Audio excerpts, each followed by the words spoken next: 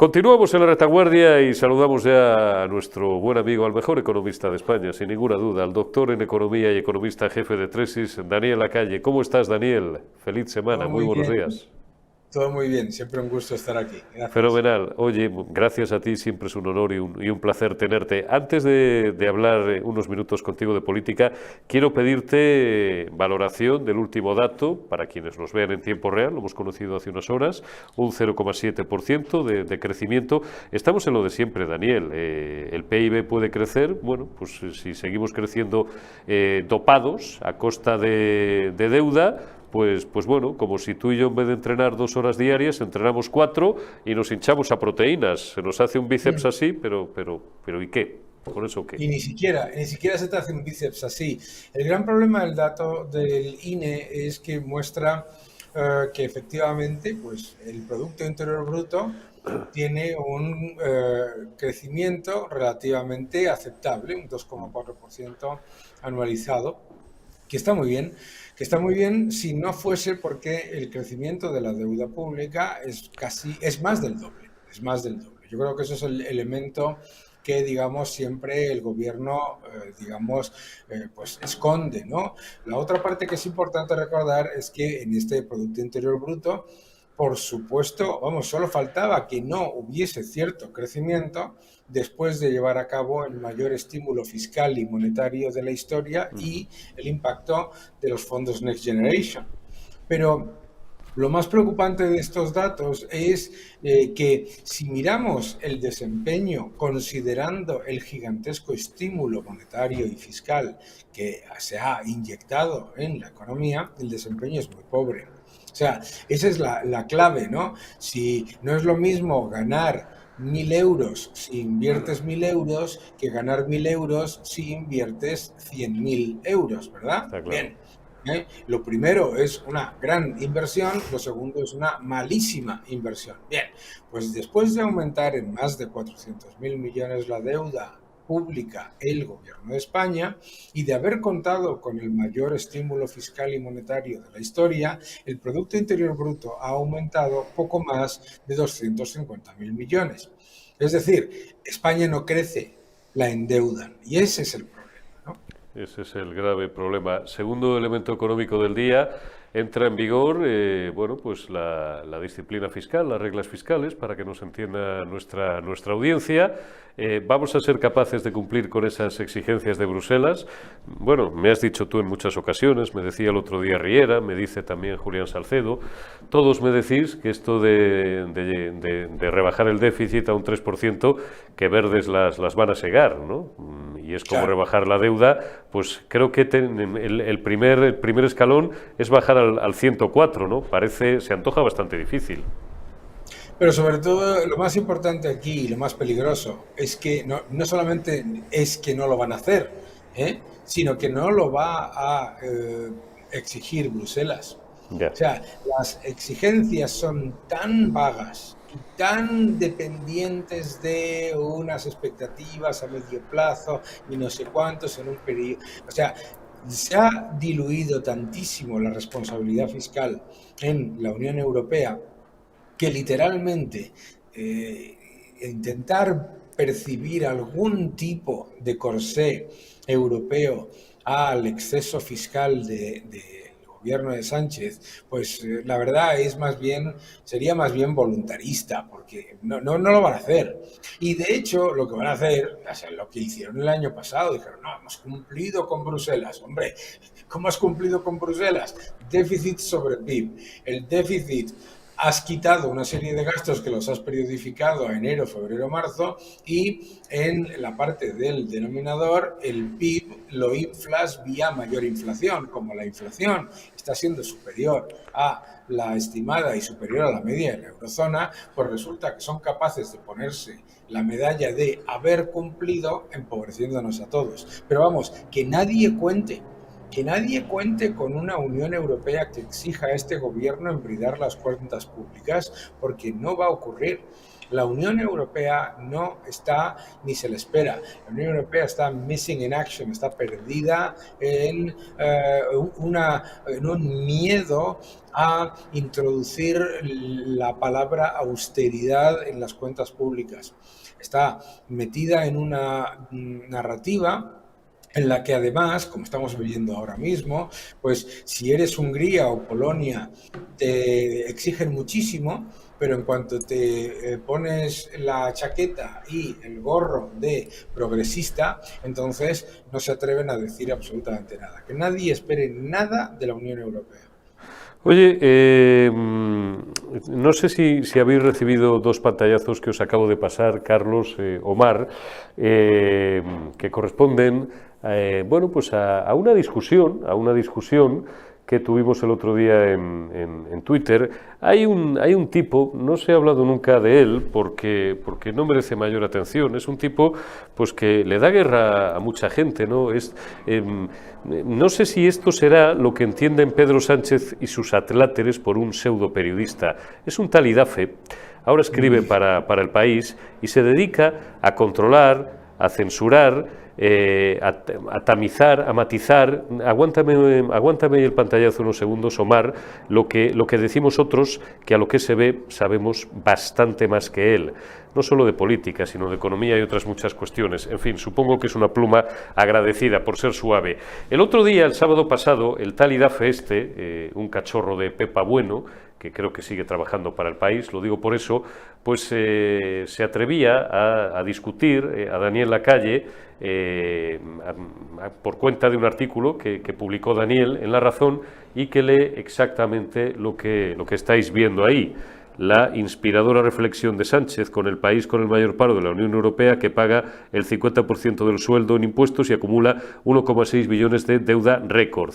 Y dice el chaval que de economía sabe lo que yo de termodinámica. Nadie paga en España el 50% de su sueldo, nadie.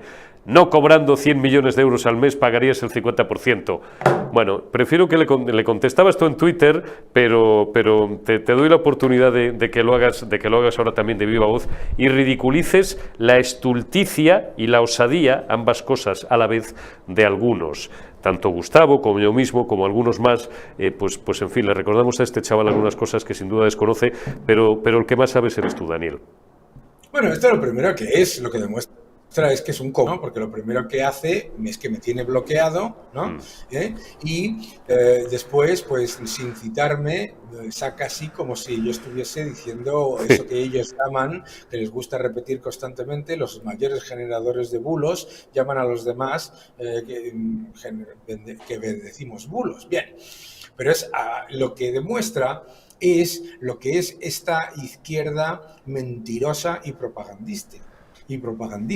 Porque piensa lo que está diciendo ahí. Nadie paga un 50% de impuestos. ¿Cómo que nadie paga un 50% de impuestos? No, que lo hace. Primero vas al informe Tax and Wages de la OCDE de España, 40,2% es la cuña fiscal media de todos los impuestos al trabajo de un salario en España. Bien, 40,2%. Luego le añades, por supuesto, todo el resto de impuestos. Y entonces te viene toda su patulea, toda esa caterva de bien pagados del gobierno, a decirte que es que las cotizaciones sociales no son impuestos. No, que va, no son impuestos. No, es un anuncio, no te jode. Es una generosidad, es una generosidad. Que el impuesto a la electricidad después, desorientado, decía... el señor Lacalle dice que le deducen la electricidad de la nómina. Menos mal que no ha sido ministro de Economía.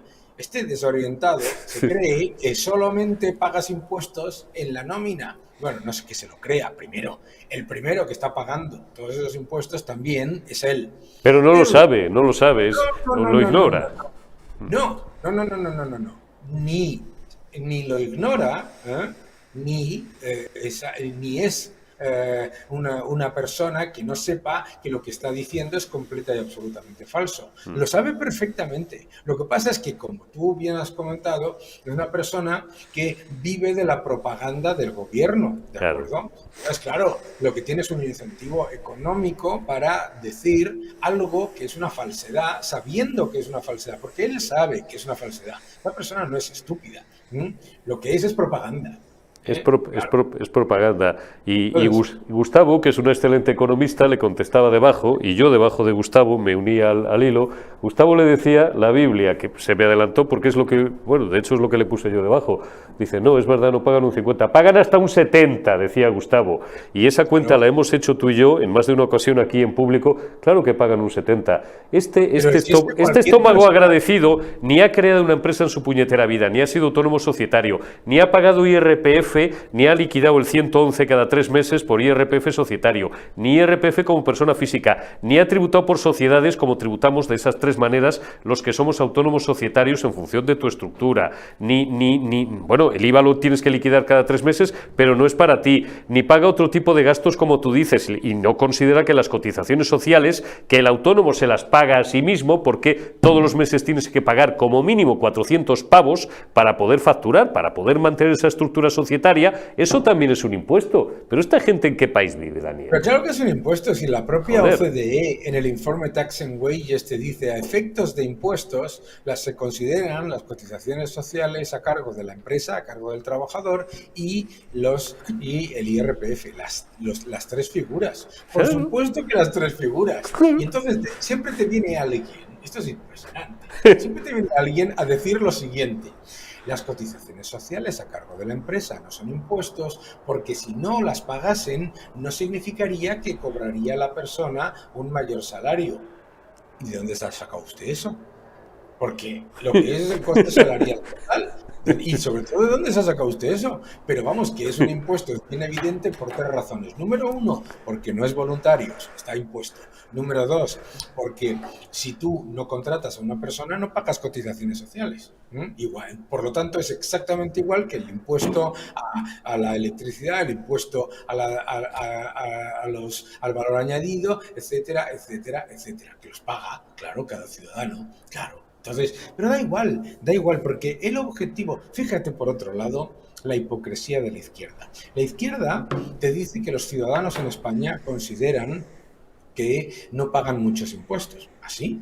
Y consideran que están todos encantados con los impuestos que pagan y de hecho que pagarían más. Y sin embargo, luego tienen que negar que pagas muchos impuestos, pero si no están encantados, no dicen que están encantados. ¿No dicen ustedes que los españoles quieren pagar más impuestos porque quieren que Sánchez tenga todavía más asesores y que Yolanda Díaz compre todavía más ropa y que todo el mundo tenga muchísimo más presupuesto y todo? ¿No nos dicen eso? Pues entonces no sé cuál es el problema. Deberían decir, qué bien, estamos todavía por debajo de los niveles de Corea del Norte. Claro, o sea, no tiene ningún sentido lo que están diciendo. Pero no tiene ningún sentido, vuelvo a repetir.